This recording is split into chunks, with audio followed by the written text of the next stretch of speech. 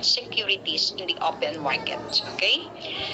So here, when you say or certificates should the government to a lender from whom it has borrowed money. So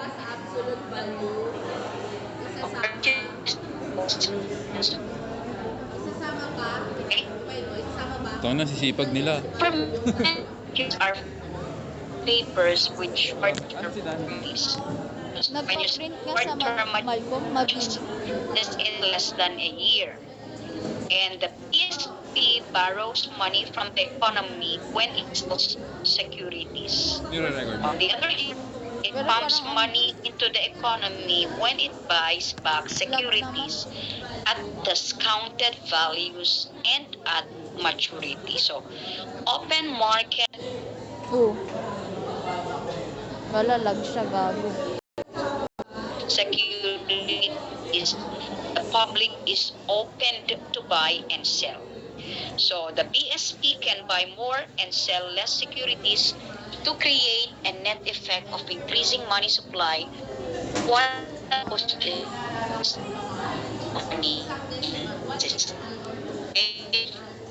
that is what we mean here when we now talk about your monetary policy. So there are three reserve requirements: rediscounting, open market operations. Okay? Now, take note that we have what we call here also the graph that would show the stools. So this is now the monetary policy and equilibrium of your gross domestic product. Now, if the real rate of interest will decrease, what will happen to your money supply? It will now increase. And knowing the times, if the money supply increases to stimulate the economy, the interest rate decreases, as noted here. Okay? Now, here also, if your investment increases, as shown by this arrow, there is an increase in your investment. So what will happen now to your interest? It will increase. So that we mean now your aggregate demand, as you can see, aggregate demand 1, 2, and 3, and your gross domestic product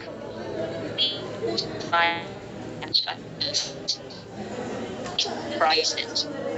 For aggregate demand $150, your $82, and then for aggregate demand $325. So increasing money supply continues to growth, but there is now an increase in the so that is what we mean here. There is an impact on your net export. So we have here the easy money. Kaya napas mo na yung PE mo. Oo. Dali lang. Easy money policy, which means lower interest rate. Type 1 policy, higher interest rate. So if there is a decrease or foreign demand for dollars, what will happen? Dollar depreciates. So net exports increase, aggregate demand increases, strengthening now the easy money policy. This is the opposite when it is tight money policy, because the problem, as I said, is inflation. So higher interest rate would increase foreign demand for dollars. So dollar appreciates or revaluates. So net exports decreases, aggregate demand decreases, strengthening now the tight money policy. Okay, so that is what we mean when we now talk about that. So there is also what we call here settings of monetary policy, the expansionary and contractionary. So when you say expansionary, intends to increase the level of liquidity money supply in the economy, and which could result in a relatively higher inflation path for the economy. Contractionary intends to decrease the level of liquidity money supply in the economy, and which could also result in a relatively lower inflation path for the economy. Okay? Now, in cases of unemployment, recession, and deflation, our remedy is to increase money in circulation and inducing spending. What will now be the government actions? Buying bonds in the open market and reducing interest rates. Now, what about in times of inflation? The remedies to reduce money in circulation what will be the government action, Tapos, selling for past video, bonds mag-send in pa the ng open video. market, No. and increasing interest rates. Okay? Video mo na ginawa mo lahat. Okay, no Saka problem. nag-edit na kayo. Yes, yes. CapCut. Okay, so and increasing interest rates. So there you are. And then of course, we also have here your open market operations. This is now the sale or purchase I-check mo of kasi government securities by the BSP to withdraw liquidity or inject liquidity into the system. We discussed that. Now, what is now the primary objective of your monetary policy instruments? This is now at least for borrowing rate and for lending rate. That's the reason why these are used to reduce the BSP's policy interest rates and increase and decrease the reserve requirement. Another is also to encourage or to discourage deposits in the SDA, Special Deposit Account. This SDA is known as the Facility by Banks and Trust Entities of Bangko Sentral ng Pilipinas. What's the purpose of this? To supervise financial institutions. Okay?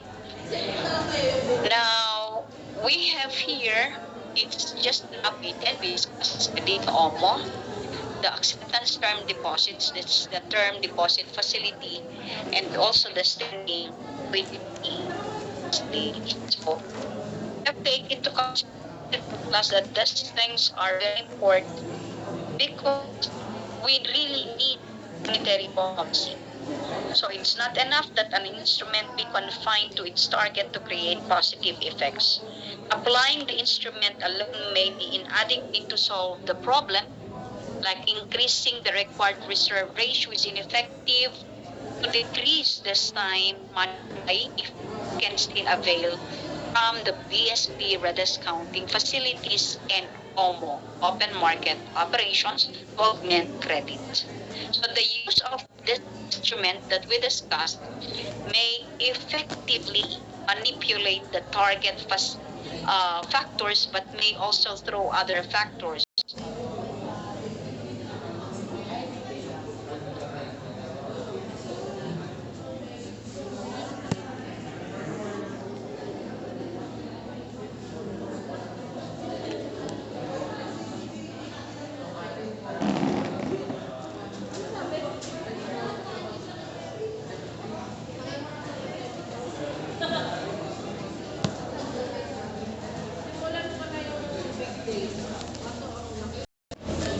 Why we are now discussing this.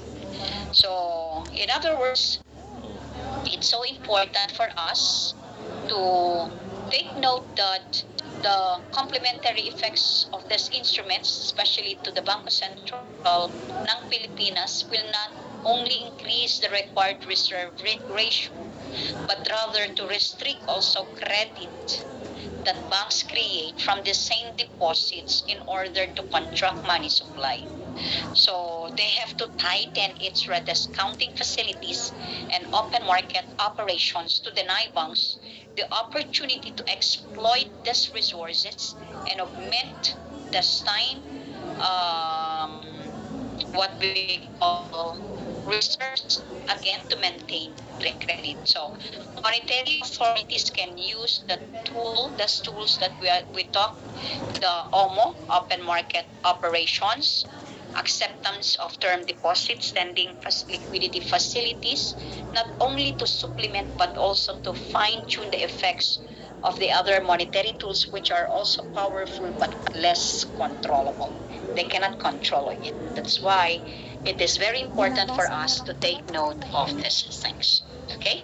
So that is monetary policy. Now, we will now be proceeding with the combinations. So, allow me to share. We have here your consumption and of course your savings. I hope you can now see this time our PowerPoint presentation. Now, it is so important, class, that we need to take note of when we now talk about national income determination.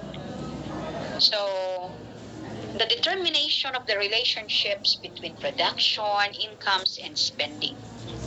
Realistically, we have to consider the full range of interconnections that include the production, income,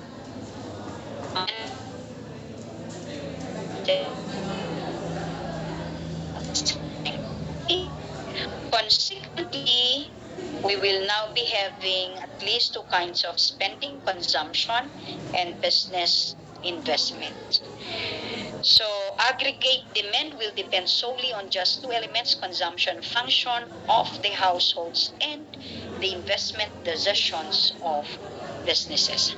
So we need now to take note of these things so that you will clearly understand what we will now be talking about later as we progress with our discussion, particularly in consumption and savings, that is now in line with our discussion in your national income determination. Okay? Now, we need now to understand this time about consumption function. What is consumption function? The Keynesian consumption function expresses the level of consumer spending depending on the three factors. Ano yung una? YD, disposable income. Pangalawa, B, or in other books they use it A, consumption which is independent of Y, or otherwise known as your minimum consumption when income is zero. Even with no income, you may borrow to be able to buy food. We also have here your MPs,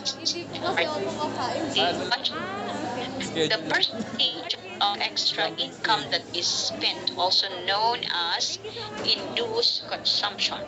So MPC is the ratio of change in consumption to change in YD. So marginal propensity to consume is the slope of the consumption function. Consumption class is a function of disposable income. So this is our basic formula. C, that will be your level, different levels of consumption, is equal to B, your minimum consumption when your disposable income is zero, plus letter C is the marginal propensity to consume. Your YD here is your income disposable. What is your MPC? This is the ratio between change in consumption all over change in YD. Another formula that you will encounter in our computation will be MPC is equal to change in consumption all over change in YD. Okay. Once we reach your marginal Grade 10, propensity, grade 12. Okay we lang. have all the formulas Sama mo na grade 11. divided by change in income disposable. So for the average propensity to consume is equal to your consumption all over income disposable. Average propensity to save is equal to savings divided by income disposable. So this is now the graph. This is where your equilibrium for your income disposable is equal to your consumption. And then for your C1, that is now your consumption function, your autonomous, which is represented by A or B, A in other books, B in our class, plus your small letter B is the slope, but we will be using small letters to distinguish it from savings. So we have now here marginal propensity to consume, or small letter C, multiplied by your income disposable. So your A here or your B will be autonomous consumption. Your small letter C will be your marginal propensity to consume. Okay, this was taken from another book. Okay, now in your consumption function, the graph suggests consumption is primarily determined by the level of disposable income or income disposable. So higher income disposable leads to a higher consumer spend. What? Now we have your national income, which is now equivalent to your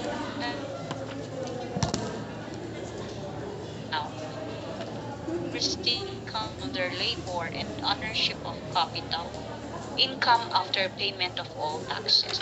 So the disposable income, which is your YD, is equal to y minus t. Okay, so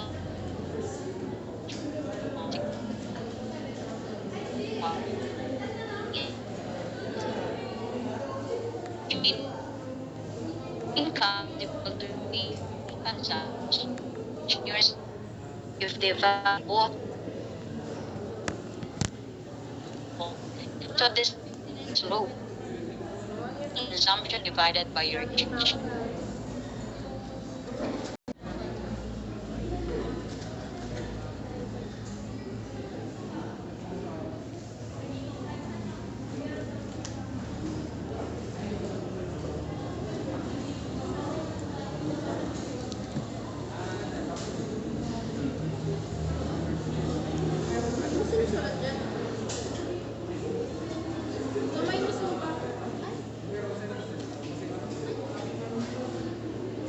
Minus yung sa X, di ba? X. X minus. Grabe.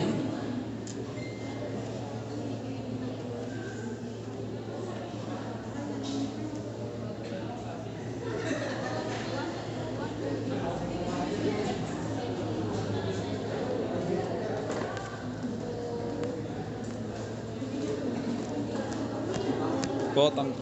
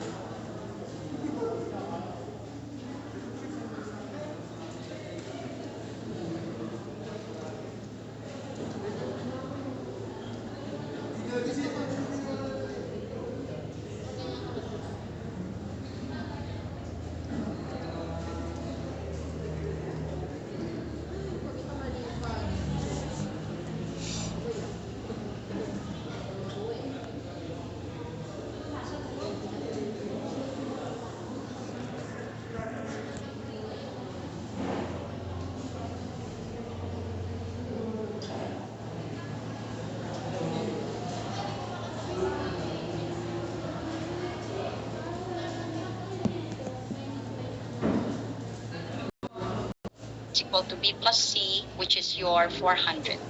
Marginal propensity to consume small letters is equal to 1,000 divided by 800 minus 400 equal to 0.50. 1,000 is equal to B plus 1 multiplied by 400. 1,000 equal to B plus 200. 1,000 minus 200 is equal to B. So B is equal to 800. T is equal to 800 plus 0.50 YT. So with that, this will now be our consumption function. Savings is a function of income.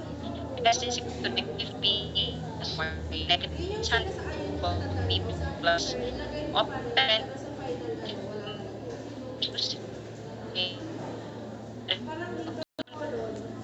Potang.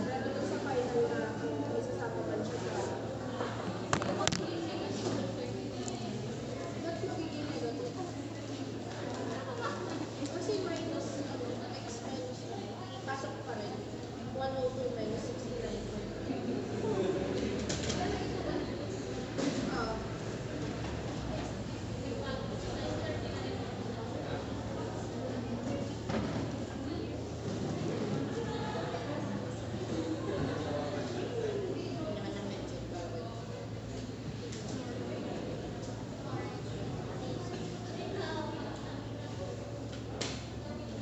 Oo, sabi rin niya, 2 decimal.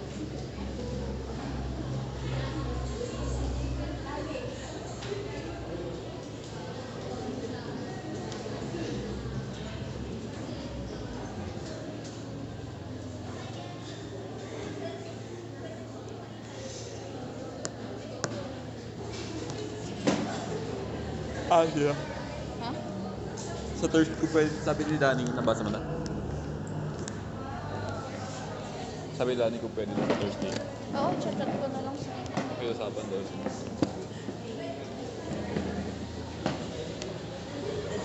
Kanina to? kay Chris.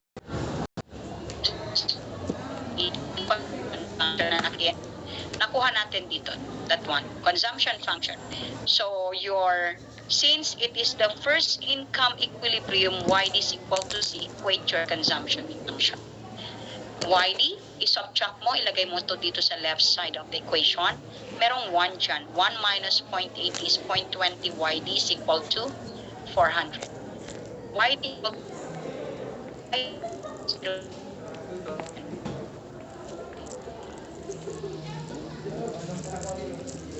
add mo to, that will now be 2,000. So, your Y here is 2,000, your C is 2,000. That is our first income equilibrium when YD is equal to C. Okay? So, yun yung ating first income equilibrium. Let's go to the second income. Ang madadagdag lang dito yung investment. Ma'am, saan mo kinuha yung investment? Nasa table. Ito, our investment is equivalent to 200. Okay? So, nandoon yung ating investment. So that, we have now C plus I. So, ang dinagdag lang natin is 200. Consumption function plus yung investment na 200. So, ganun din, the process still the same. I-add mo tong 400 plus 200, 400 plus 200, 600. Ilipat mo itong 0.80 dito sa left side of the equation. Merong 1 dyan, subtract 1 minus 0.8 is 0.20. You get your YD by dividing 600 divided by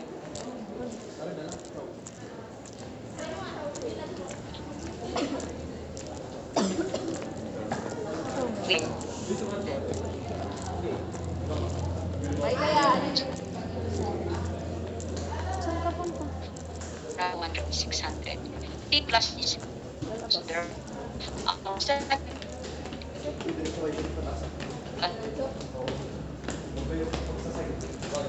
Okay, that's the end.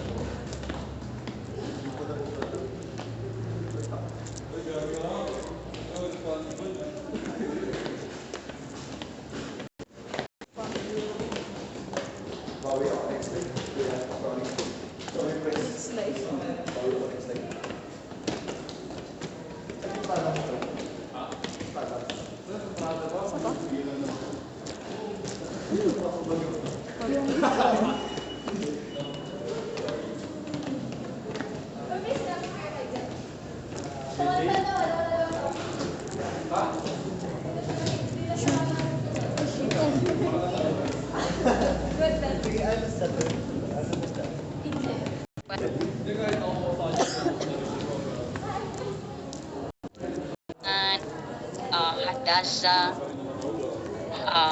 we have Rose, we have Shaina, GM, Jazel, Jasmine, is this Jasmine? Jeneline, Jeremias, Julia Francisca, Cassandra, Kyle, Mary Grace, Kia, Maria Lourdes or Lourdes, okay, Mary Peace. Yes, we have Marife, Norife, Francis, Precious, Angelica, Kairis, and then we have Federico, Charmaine, Sherwood, and Jane Dion. Okay? Question? Uy, nag-attendance si Ma'am. Okay, if there are no questions, let's call it a day. I'll see you then in our F to F again next week.